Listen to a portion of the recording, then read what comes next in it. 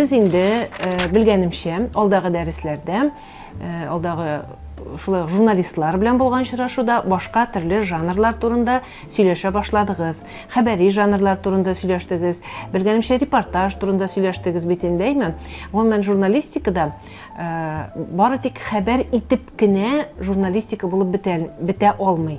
Çünkü xəbər itini bugün siz bilesiz, hatta avtomatlaştırıp da bula kişi qatnaşından başka da xəbər itip bula bir şaqda, mi? Hem jurnalistqa nindi iş qalasın? Jurnalistqa mine şuşa analizlау qala, oqiğalarını analizlау. Mine siz xəbəri janrlar turunda söyləyəndə, siz indi anlağansızdır. Xəbəri janrlarda siz kim, nərsə, qayda qayşan degan so'rovlarga javob izlaysiz. Analiz vaqtında nindi so'rovlarga javob izlanilasan? Analiz, yani analitik janrlarga yazganda nindi so'rovlarga javob izlanila. Anda mine şuşu bulgan oqiğa ni üçün bulgan, ni sebepli bulgan, нәрсе üçün şulay kelip çıqqansın. Bu işnin kelip çıgığında kim gayipli bulgan, yaki kimge rahmet oqurga kerak. Agar da bu oңай көрүнүш bolsa, andan soň bu көрүнүш, bu hal, oqiğa, situatsiya, нәрсе nindi ягы bilen qurqыныш, ул qabatlana qalsa nindi ягы bilen qurqыныш. Hem agar da bu нашар hal eken, onu buldurmay qalır üçün нәрсе эшләргә кирәк. Hem andan soň bu hal Нашармы, яхшымы бәя бирү. Менә буларның барысына да безнең аналитик язмалар җавап бирә. Моны инде аңлыйсыз, автомат эшли алмый, компьютер эшли алмый, анализны бары тик кеше генә, журналист кына эшли ала, белгеч кенә эшли ала, бит аңлыйсыздар. Шуңа күрә дә аналитик жанрларның нинди булуын, нинди аналитик жанрлар бар, аларга өйрәнү мөһим. Хәтта сезнең өчен дә мөһим ул. Чөнки сез бүгенге көндә бит инде балалар журналистикасын үзенчә барлыкка китерәсез, төрле язмалар язасыз. Шушы язмаларыгыз белән газета, журналларда катнаша торгансыздар. Арагызда менә Салават күперендә дә, Сабантуйда да, Ялкында да, шулай район газетларында, әгәр дә сез авыл җирләреннән булсагыз, район газетларында да язучыларыгыз бардыр. Анда siz əgər də xəbəri janrda gına yazsağız, siz нәрсә булгандыгын xəbər itib gına qalacaqsınız. Əgər də indi analitik janrlar raмкасында, qısalarında yazsağız, siz vaqiələrni anlatacaqsınız. Vaqiələrni anlatу кирәк. Vaqiələrni anlatу tağın нәрсә өчен кирәк соң deyərsiz siz, әйме? Менә журналистлар anlatып язалар. Чөнки кешеләргә, халыкка, җәмгыятькә дип әйтәбез инде, alğa таба нәрсә эшләргә, ничек хәрәкәт итәргә, нинди юнәлештә барырга, нинди эшләр эшләргә. Менә шуларга бер ярдәм дип әйтәм соң инде, бер фикерләү формасын тудырыр өчен башкарыла ул. Ягъни менә кеше табигый бәла казалар булсын, әйме, сәяси вакыйгалар булсын, икътисади вакыйгалар булсын, җәмгыять күп вакыт таптырап кала. Алга таба нәрсә эшлик соң дигән сорау килеп туа. Менә шундый вакытта халык газета, журналларда, төрле интернет басмаларда, радио, телевидениедә яңгыраган язмаларны, материалларны укыйлар, журналистларның фикерләре белән танышалар. Монда тагын шунда әйтеп китим, бер журналистның бер гамма мәгълүмат чарасының гына фикере белән танышу җитеп тә бетми. Төрлесенекен карарга кирәк, төрлесенекен укырга кирәк. Һәм менә шушы төрле журналистлар язган анализ белән танышып чыкканнан соң, кеше инде үз башында уйлап, кирәкле нәтиҗәгә, кирәкле фикергә килә. Журналистлар димәк кешене дөньяда яшәвен җиңеләйтәләр кешенең дип әйтсәк тә була. Дөньяда менә шушы сәяси, икътисади вакыйгалар, социаль вакыйгалар гөрләп торган чорда яшибез бит без бүгенге көндә. Һәм менә шушы вакытта аның тормышта яшәешен җиңеләйтәләр. Җиңеләйтәләр дип әйтсәк тә була. Менә сез дә инде булачак журналистлар буларак, бәлкем сез ниндидер зур вакыйгаларга да кагылмассыз. Кичкенә вакыйгаларда була бит, әйме? Менә мәсәлән, сезнең мәктәптә, сезнең нинди дә булса берәр төрле спорт командасы, әйтик, ел сайын беренче урынны алып килә ди. Бик әйбәт күренеш, әйме, волейбол ярышларында беренче урын алып килә ди. Бик әйбәт күренеш. Сез моны хәбәр итәсез, сез моны белән горурланасыз. Әмма бит кешеләрдә сорау туарга мөмкин, башка мәктәп укучыларында сорау туарга мөмкин. Ничек бу волейбол командасы гел беренче урынны аласың? Сире нәрсәдә икән моның дип. Һәм менә сез булачак журналистлар буларак шушы сорауга җавап эзли аласыз. Бу команданы җиңүгә китергән сәбәпләр нинди икән? Ягъни сез сәбәп чылбырын ачачаксыз. Бәлкем тренердадыр ул сәбәбеме? Бәлкем бу мәктәптә ниндидер әлеге сезнең мәктәптә була инде, әлеге спорт ярышларында катнашкан өчен, бит ярышларда катнашул, бардың да ярышта катнашып кына кайттың түгел, бу тренировкалар дигән сүз күп. Тренировкаларга ниндидер башка төрле мөнәсәбәт урнаштырылгандыр. Сәбәпләр бик күп төрле булырга мөмкин. Сез менә шу сәбәпләрне тикшерәсез дигән сүз. Менә анализлау шуның өчен кирәк тә ул. Бу сорауга без сезнең белән җавап биргәнбездер дип уйлыйм.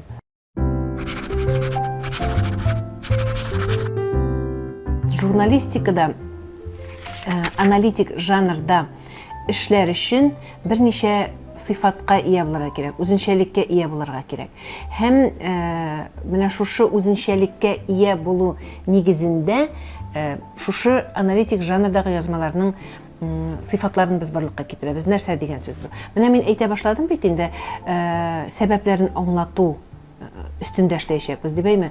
Сәбәпләрне бит аны менә шулай теге бүлмәдә утырып, өстәл артында уйланып утырып кына табып булмый. Моның өчен эзләнергә кирәк. Кешеләр белән аралашырга, документлар өйрәнергә. Документ дигәндә без фотографиялар, видеолар, төрле ниндидер истәлекләр булырга мөмкин, шулай ук рәсми документлар булырга мөмкин. Шуларны кулланабыз. Шулай ук без күзәтәбез. Күзәтү дигән алым бар бит әле безнең. Менә шушы спорт командасы турында сүз алып барабыз икән инде. Спорт командасын күзәтәчәкбез. Шушы аналитик язманы язырга алынган кеше, монда инде журналист, укучы, студент, гомумиләштереп әйтәбез, язарга алынган кеше, ул әлеге аналитик жанрларга хас булган үзенчәлекләрне белергә тиеш. Анда нәрсәләр булырга тиеш? Беренчедән бәя бирү булырга тиеш, бит вакыйга, ситуация яки вакыйга ул уңай күренешме? Ягъни журналист бу вакытта башка группалар өчен әзер кулланма иҗат итә дисәк тә булаймы? Алга таба да ярышларда беренче урын алыр өчен. Әмма ярышларда беренче урын алу бит ул шундый тышкы күренеш кенә. Монда бит группаның ичке халәтендә өйрәнү кирәк. Димәк, күзәтәчәк тә дигән сүз журналист. Күзәтә белергә дә тиеш, фикерли белергә тиеш, нәтиҗәләр чыгара белергә тиеш, түзем, сабыр булып өйрәнә белергә тиеш.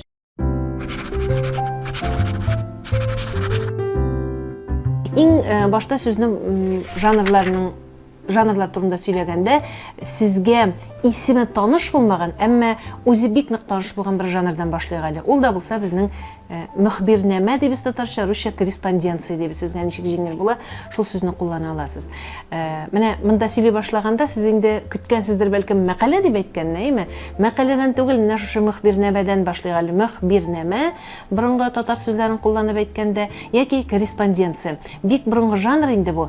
Нәрсәсе белән әйтәм мин сезгә, исеме таныш булмаса да үзе бик нык таныш дип, чөнки бүгенге көн журналистикасында мөхбирнәмәләр, корреспонденциялар бик күп очрый безнең. Ул нинди жанр? Ул ике өлештән тора дип күз алдына китерергә була аның. Беренче өлешендә вакыйга турында сөйләнелә, икенче өлешендә вакыйга аңлатыла. Менә бик җиңел генә ике өлештән тора.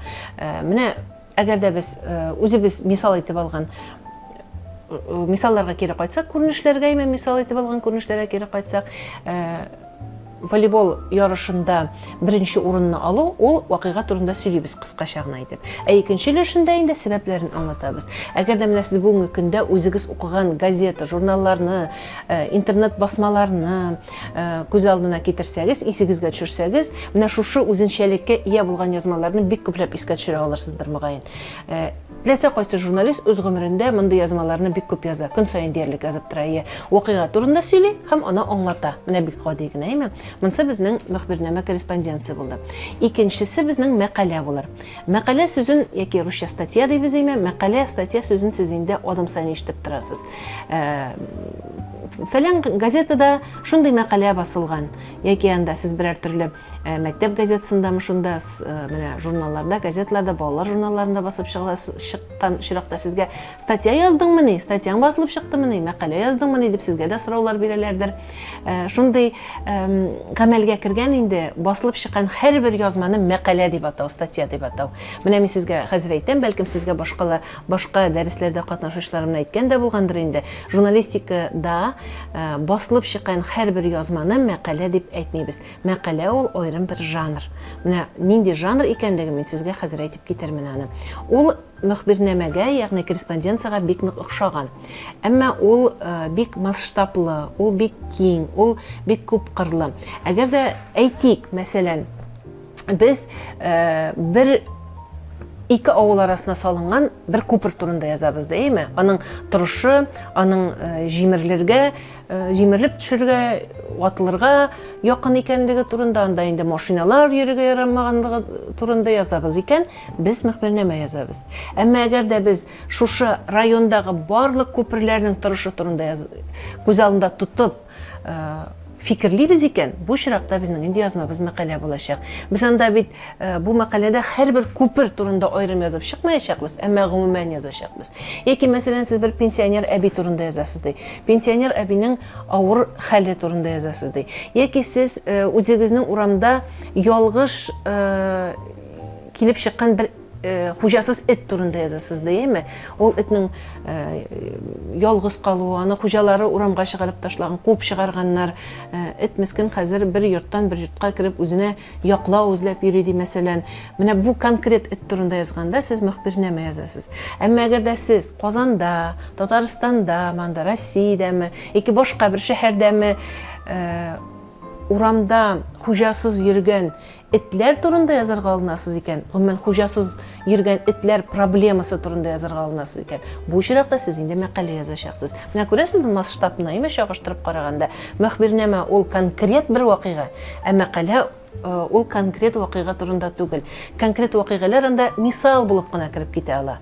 Менә сез бит инде мәкаләдә шәһәрдәге бөтен ялгыз хуҗасыз этләр турында һәрберсен исәпкә алып язып чыга алмыйсыз. Сез аны гомумиләштерәсез, әмма бер-ике этне мисалга китерәсез. Шундый, менә күршедә шулай күршегә килеп йөрүче эт булырга мөмкин, анда теге хуҗасы куып чыгарган эт, мәсәлән, хуҗасылары куып чыгарган эт. Яки мәчеләр проблемасы да бар бит. Сез bunday экологик проблемаларны күп күрәсез, янәшәгездә дә подъездларга да ташлап китәләр бит инде, мескен җан ияләрен. Мондай хәлләрне күп күрәсез. Менә гомумиләштереп шушы проблеманы күтәреп язарга телисез икән, димәк, сезнең мәкалә килеп чыгачак. Менә аермасын күрдегез, әйме? Менә безнең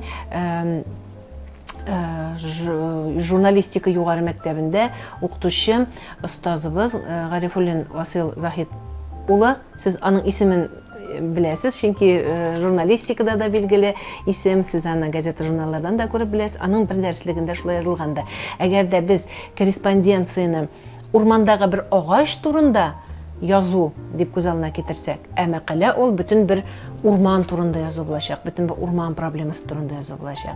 Монысы булды безнең икенче жанр. Өченче жанр итеп әйдәгез журналист тикшерүне атыйгалы, журналистка расследование. Сүз уңаеннан, менә бүгенге бүләкләр арасында сүз уңаеннан безнең бер китап та бар, әйме? Ул нәкъ менә шушы тышлыгын күрсәтеп китим. Аның авторлары арасында мин дә бар. Журналист тикшерү турында, бер журналист тикшерү жанры турындагы хезмәтне дә без сезгә тәкъдим итәбез. Журналист тикшерү ул бер караганда мәкалә кебек, әйме? Журналист тикшерү, журналистик расследование дигән сүзне сез бүген ишетәсездер, чөнки җәмгыятьтә барган төрле күренешләр турында тикшереп билеп яза торган бик кирәкле жанр ул.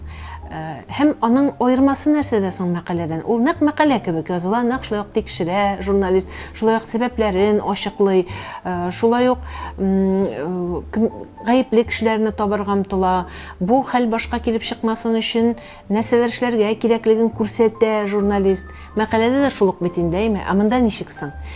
Эш шунда ки, журналист тикшерүе ул кемнәрдер тарафыннан каршылык булган вакытта языла. Әйтик, булырга мөмкин ул аерым бер кешеләр тарафыннан булырга мөмкин, ниндидер бер төркемнәр тарафыннан булырга мөмкин, кайбер чакта ниндидер органнар тарафыннан да булырга, оешмалар тарафыннан да булырга мөмкин, әйме? Кайбер чакта хәтта инде суд нәтиҗәсе, суд карары чыгарылганнан соң да булырга мөмкин. Журналист әйтик, кемне дә булса гаепле дип игълан иттеләр ди. Суд карары белән, әмма журналист әлеге кешенең гаепле түгеллеген белә, ышана һәм шуны расларга омтыла. Менә шундый чакта әлбәттә аңа каршылыклар тудырырга мөмкиннәр аерым кешеләр, шул гаепле кешеләр, мәсәлән, коррупция очракларын тикшерү булырга мөмкин журналист тарафыннан, төрле җинаятләрне тикшерү булырга мөмкин. Ягъни яки кайбер чакта суд органнары карар чыгара алмый, тикшерү бара-бара һәм тикшерү уңышка ирешми суд тарафыннан. Менә шундый чиракта журналист үзенә тикшерүче следователь ролен алып килеп чыга инде, әмма үзе тикшерә башлый, әлеге җинаятның төбенә төшергә омтыла, сәбәпчеләрен, гаеплеләрне табырга омтыла. Менә журналист тикшерү шундый вакытта языла. Аннан соң тагын бер жанр, ул безнең рецензия. Монсы инде безнең, әгәр дә без теге жанрларда менә әйләнә-тирә чынбарлыкны чагылдырсак, инде рецензия ул инде бер тапкыр чагылдырылган дөньяны кабат чагылдыру дип әйтә алабыз. Нәрсә дигән сүз бу? Без рецензияны язабыз фильмнарга, кинофильмнарга, сериалларга, мультфильмнарга да язып була, китапларга, шулай ук спектакльләргә, менә татар журналистикасында спектакльләргә рецензияларны бик күп очратырга була. Рецензия язганда автор шундый сорауга җавап бирергә тиеш. Бу спектакльгә барыргамы, барырга киңәш итәмме мин, яки киңәш итмимме? Фильмга да бу фильмны барып карарга киңәш итәмме мин, юкмы? Әгәр дә рецензиядә менә шушы сорауга җавап бирелмәгән булса, ул шундый өлгереп җитмәгән рецензия дип аңларга була инде. Чөнки анда рецензияны укучы укый да уйлый. Журналистның фикере нәрсә соң? Барыйм микән соң бу кинога, юк микән соң дип уйлый бит инде, әйме? Менә шушы сорауга җавап булырга тиеш. Рецензияны кеше күп чиракта шуның өчен алып укый. Бу спектакль, яңа спектакль чыкты. Менә рецензияны укыйм. Әгәр дә журналист әйбәт, яхшы, кызык спектакль дип язган булса, мин монда барам. Әгәр дә алай дип язмаган булса, мин анда бармыйм дип әйтәме? Менә рецензия нәрсә өчен кирәк. Аннан соң жанрлар, аналитик жанрлар арасында тагын башка жанрлар да бар әле. Менә мөгаен без менә шушыларын истә тотсак, әйме, кабатлап искә алып китик: мөхбирнамә, мәкалә, журналист тикшерүе, рецензия. Менә сезнең иҗатыгызда шушы жанрлар кысаларында эшләсәгез, бик әйбәт, яхшы булыр иде. Бәлкем мәкаләгә алыну авыррак дип әйтергә мөмкин сез, әйме? Икенче яктан караганда, менә мәсәлән, мәктәптә булган проблемаларны мәкалә формасында язган чиракта, сез бит үз мәктәбегез генә түгел, гомумән мәктәп институты, ягъни мәктәп Россиядәге теләсә кайсы мәктәптә булган проблемалар турында гомумиләштереп язарга мөмкинсез. Мәкалә килеп чыгачак бит, әйме? Шундый чиракта. Менә аналитик жанрдагы язмаларсыз, без шуны истә тотабыз, аналитик жанрдагы язмаларсыз булмый, мөмкин түгел. Тагын бер әйберне әйтеп китим. Аналитик жанрдагы язмаларда бер фикер була, төп фикер, аны тезис дип әйтәләр. Һәм менә сез язманың башында шушы тезисны бер төрле дип әйткәнсез икән инде, аның ахырына хәтле шул фикердән читкә китәргә тиеш түгел. Ягъни язманың башында бер фикер, язманың ахырында аңа капма-каршы фикер әйтә алмыйсыз дигән сүз. Ягъни башыннан ахырына хәтле кызыл җеп булып бара торган фикер, ул безнең тезис дип атала. Бу тезисны расларга кирәк. Раслар өчен без дәлилләр яки аргументлар кулланабыз. Менә монсы тагын да кызык. Ягъни без аналитик язмада менә бу гаепле, теге гаепле, менә бу хәлгә китергән сәбәпләр шулар дип буш сүз генә сөйләп утыра алмыйбыз. Biz монда фактлар китергә тиеш, дәлилләр китергә тиеш. Менә аналитик язмаларга хас булган үзенчәлекләрнең берсе, әйме? Дәлилләр, алар безнең әнә шул күзәтү юлы белән табыла, кешеләр белән аралашудан табыла, төрле документларны өйрәнүдән табыла. Шундый төрле алымнар кулланып, без дәлилләр базасын үзебезнең барлыкка китерәбез. Язмада без ул дәлилләрне күрсәтәбез, күрсәтергә тиешбез. Әгәр дә без ул дәлилләрне күрсәтмәсәк, безнең укучының безгә карашы начар булачак, ышанмаячак ул безгә. Шанырлык булсын өчен без әнә шул дәлилләрне, аргументларны китергә тиештә. Менә аналитик жанрдагы язмалар турында менә шуларны әйтергә буладыр дип аңлыйм мин.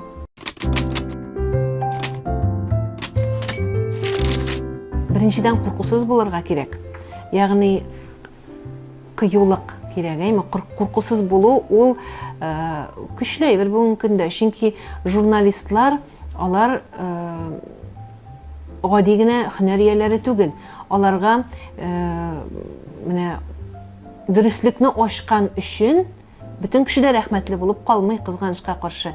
Дөреслекне ачып бит инде ул кемнәрнедер гаепли дигән сүз журналист. Һәм менә шушы гаепләнгән кешеләр журналистка карата начарлык кылырга да мөмкиннәр. Аңа карата, аның сәламәтлегенә карата, сез андый хәлләрне беләсез инде, әйме? Беренчедән, димәк, максатка бару юнәлешендә, менә максатчан булырга һәм шул максатка бару юнәлешендә куркусызлык кирәк. Менә беренчесе. Икенчесе, күзәтә белү кирәк. Күзәтә белү кирәк, төрле детальләрне эләктереп ала белү кирәк. Һәм тагын бер сыйфат, ул да булса фикерли белү кирәк. Менә монсыз шулай ук булмый. Теге беренче, икенче сыйфатны әле үзеңдә формалаштырырга була һәм аның белән генә шикләнергә ярамый.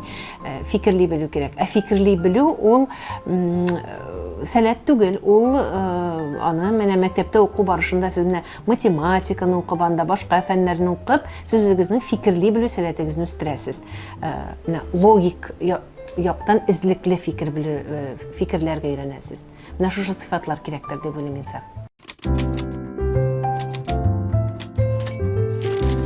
Менә мөгаен ул хәзерге вакытта иң яраткан шагыйрегез дип сораганда, менә нишләп икән хәзер аңлатам мин сезгә. Габдулла Тукай дип әйтәсем килә.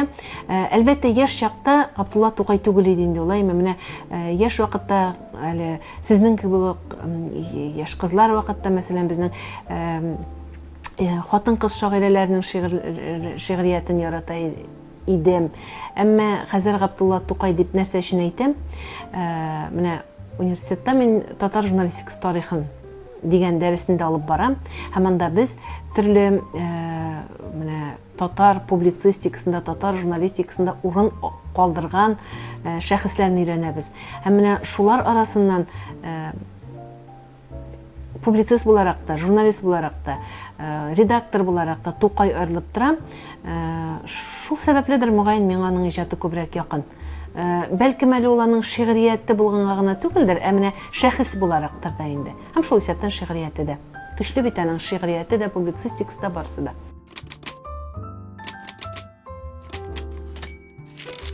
Мин бит инде бик яшь кеше түгел, инде теге төрле җирләрдә эшләгән кеше. Мин шулай килеп чыктым. Менә шушы ул вакытта, әлбәттә, бит инде без укыганда интернет сайтлары юк иде әле. Өч өлкәне алабыз бит инде: газета, журнал, радио яки телевидение дип. Менә шулай килеп чыкты. Мин өчесендә дә эшләп карадым. Анда телевидениедә яңалыклар түгел, гафу, иртәнге тапшыруда, анасын радиода да шулай, һәм газетада да эшләп карадым. Һәм менә шуларның барысын да эшләп карау бәхте миңа студент вакытта эләкте. Чөнки студент вакытта бит инде без менә подработка дигән бер шулай да эшлибез бит инде. Беренчедән, икенчедән, бездә хәзердә шулай югары журналистика мәктәбендә практика дигән әйбер бар. Практикага йөрибез бит инде студентлар. Менә шул вакытта өчесендә дә эшләп карадым, хәтта эшкә урнашып та эшләдем кайберләрендә. Һәм шулар арасыннан мин газетаны сайлап алдым. Нәрсәсе белән миңа бик шады бу өлкә. Чөнки менә язу, фикерләп, теге тиз-тиз генә экранга сөйләп китү түгел бит инде ул, яки микрофонга сөйләү түгел, озаклап утырып фикерләп язу. Бездә бит шундый мәкаль бар, теге татар акылы төштән соң дигән, әйме? Шуның шикелле мин мөгаен чын татардыр инде, миңа әкренләп фикерләү күбрәк ошагандыр. Радиода, телевидениедә тиз сөйләргә, тиз фикерләргә кирәк. Газета, журналга язганда син әкренләп фикерлисең, озаклап фикерлисең. Син күп сүзле дә була аласың. Радио, телевидениедә бит күп сүзле була алмыйсың. Анда кыскалык, тасталык дип әйтәбез без. Мөгаен шуңадыр. Мин газеталар, журналлар арасында берничә менә газетада эшләп эшләдем журналистикага килгәнче. Иң истә калган әлбәттә ул минем Шәһри Казан газетасы булды. Аннан соң ул вакытта әле чыга иде Таһир Зөһрә дигән менә газета, анда да бераз эшләп булган булды. Һәм менә шушы Салават күпрендә дә бераз гына булса да минем өлешем кергән иде ул вакытта.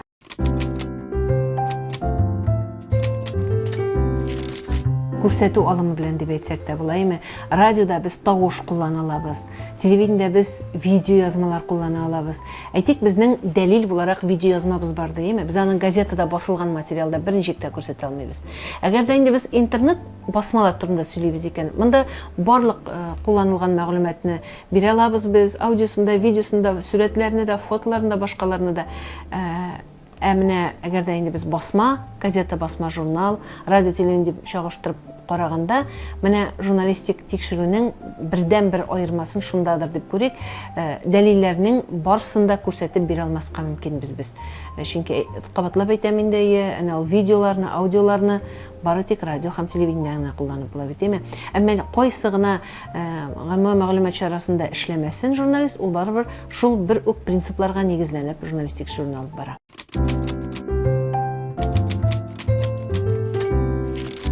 Мин Арча ягында Ташкишу дигән авыл бар.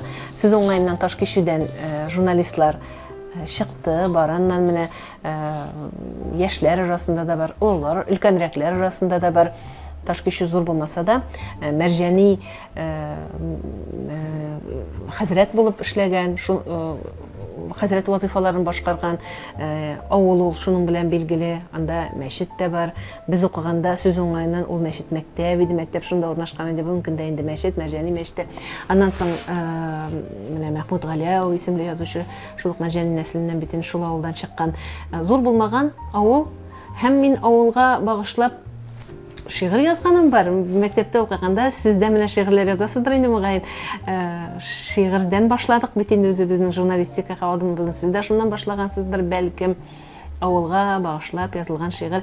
Нәрсә өчен шулай булгандыр инде ул? Чөнки шулай килеп чыктым, менә бу педколледжга укырга кергәндә 14 яшьтән мин ул авылдан, без ул авылдан гаиләбез белән күчеп киттек башка якка. Һәм менә инде сагыну хисләре дә булгандыр.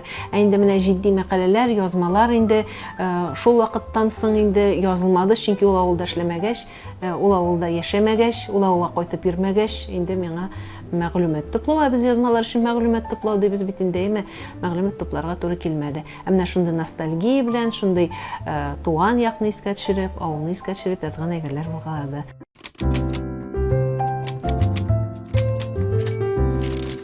Журфакка керер өчен сез татар бүлегенә керәсезме, рус бүлегенә керәсезме? Безнең бит инде менә әдәбияттан тапшырырга кирәк. Беренче имтихан рус теленнән һәм рус әдәбиятыннан. Менә ул ике фән безнең сойлап алганда, балаларны сойлап алганда, абитуриентларны сойлап алганда төп нигез булып тора. Чөнки рус телен белгән һәм әдәбиятын белгән. Әмма моның белән генә шикләнелми, әлбәттә, иҗади имтихан дигән әйбер бар. Журфакка кергәндә иҗади имтихан, әгәр дә сез татар бүлегенә керсәгез, татарча, рус бүлегенә керсәгез, русча бирелә. Ул язма эштә булырга мөмкин, анда телдән эштә булырга мөмкин. Монда төрлечә дип әйтәм, чөнки төрле елларда төрлечә була бит инде биремнәр. Һәм сез элегрәк укырга кергәннәргә аралашсагыз да, алар сезгә телдән дә, язмада булды биремнәр дип әйтергә мөмкиннәр. Ягъни менә бу иҗади имтихан сезнең иҗатка килеп туру, менә иҗатка сәләтегез бармы, тырышлыгыз бармы, һәм мөмкинлегегез бармы, перспективагыз бармы, шуны күрсәтәчәк. Әлбәттә, сез беренче курска кергәндә куеп куйган журналист була алмыйсыз. Теге язган иҗади эшегез дә сезнең тәҗрибәле журналистларныкы кебек булмаячак. Әмма безгә бит перспективаны күрә белү кирәк. Чөнки журналистика югары мәктәбендә укырга алынып та теге рус теле һәм әдәбияттан имтиханны яхшы биргән булып, әмма иҗатка перспективасы, мөмкинлеге булмаган бала укырга алынса, ул бит инде анда рәтләп укый алмаячак. Чөнки уку гына түгел бит әле. бит практика деген әйбер бар. Мен практика нәрсә ул? Сез көн сайынында студентлар көн сайын, атна сайын редакцияларга йөриләр, төрле язмалар язалар, аларны бастыралар. Анасын дәресләрдә бит теге математика, рус теле, физика дип бармы бит инде уку йортында сез аны күз алдына китерәсез, дийме? Анда журналистика нигезләре булырга мөмкин, журналистиканың тарихы булырга мөмкин, хукукый нигезләр. Анасын хәзер менә бу цифровизация, цифрлашкан маскүләм мәгълүмат чаралары турында безнең бик күп фәннәр бар. Чөнки безнең менә журналистикага керә инде ул бала укырга, әйме? Анда ике юнәлеш бар. Безнең рус телле группа ул мультимедияле журналистика дип атала, татар теллесе яңа милли медиа дип атала. Ягъни буларның икесендә дә менә газета журналистлыгына, телевидение журналисты дигән генә сүз юк. Булар, димәк, теләсә кайсы медиада эшләйләр дигән сүз. Аннан соң бит әле инде әйткән килеш шансында әйтик, медиа без журналистлар гына әзерләп калмыйбыз бит әле, югары журналистик мәктәбендә бездә бит 3 юнәлеш бар. Шулай ук бар телевидение юнәлеше бар. Ягъни сез телевидение журналисты буласыгыз килсә, сез телевидение юнәлешенә укырга керә аласыз дигән сүз шушы югары журналистика мәктәбендә. Һәм медиа коммуникациялар юнәлеше бар. Булар төрле журналистиканың төрле якларын үз эченә алганнар.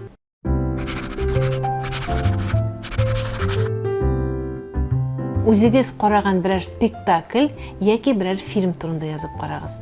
Без аны рецензия дип атыйбыз инде, ул рецензия булып җитәме юкмы, сез үз фикерегезне белдерегез. Бу спектакль, әгәр татар спектакль турында язсагыз бик әйбәт, әмма әгәр дә бу арада гына спектакльләр карарга мөмкинлегегез булмаган икән, фильм турында да ярый. Шулай ук бик кызык булыр иде, мәсәлән, безнең интернетта да бар инде татар фильмнары турында язсагыз, әйме? Языгыз, нинди сорауларга җавап биреп языгыз. Менә шушы аналитик язма кысаларында булсын ул. Бу нәрсә турында булды? Бу спектакль дип кенә түгел, нәрсә яхшы спектакльме, бу начармы, барырга киңәш итәсезме, юкмы, һәм ни өчен барырга киңәш итәсез? Әгәр дә сез аны яхшы дип табасыз икән, сезгә нәрсә ошады? Артистларның уйнамы, уендагы нинди элементлар, нинди моментлар ошады? Ышандырырлык булдымы, булмадымы? Сәхнә бизәлеше ничек иде? Анда декорация дип әйтәбез бит, инде музыкасы, әйме? Яки шушы спектакльнең сюжеты сезгә ошадымы? Ниндидер тәэсир итү кеше бармы? Сезне елаттымы, яки күлдердеме? Менә шуларның барысына да нигезләнеп, барысында уйлап, фикерләп, ни өчен сез бу спектакльгә яки спектакльгә барырга яки фильмны карарга киңәш итәсез, шуны аңлатып, нигезләп язып җибәрсәгез, менә бу сезнең иешегез булачак.